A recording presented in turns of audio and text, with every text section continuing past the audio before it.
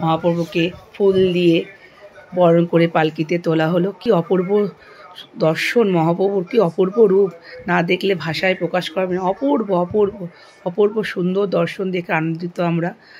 এই যে মহাপ্রভু এখন গঙ্গার ঘাট থেকে আস্তে আস্তে এগোচ্ছেন পাটবাড়ির দিকে, বরানগরে পাটবাড়ি। আমরাও পিছনে আছি, কিন্তু এই আমাদের সাধ্য নেই এই ভিড় ঠেলে সামনে যে এগিয়ে যাও চেষ্টা চালিয়ে যাচ্ছে। যদি সামনে গিয়ে একটু মহাপ্রভুর ছবি বা ভিডিও যদি করতে পারি, দেখা যাক করতে পারি। হ্যাঁ, আসতে পেরেছি।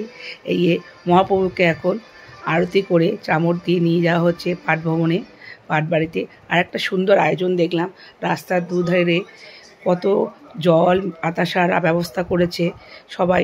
এই গরমে একটু জল বাতাসা তো দরকার ছিল প্রত্যেকেই, প্রচণ্ড গরমে জল বাতাসা সবাইকে দিচ্ছে।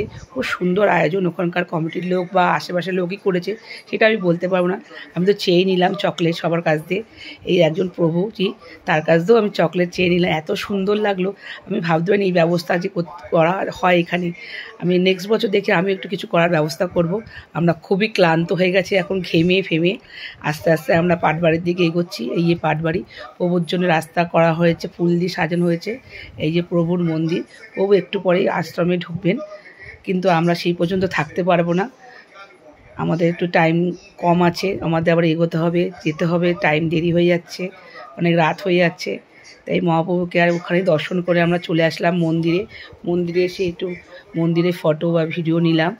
এই যে রাধে রাধে, রাধা কৃষ্ণর মূর্তি, রাধে রাধে রাধে গৌর নিতাই, রাধে।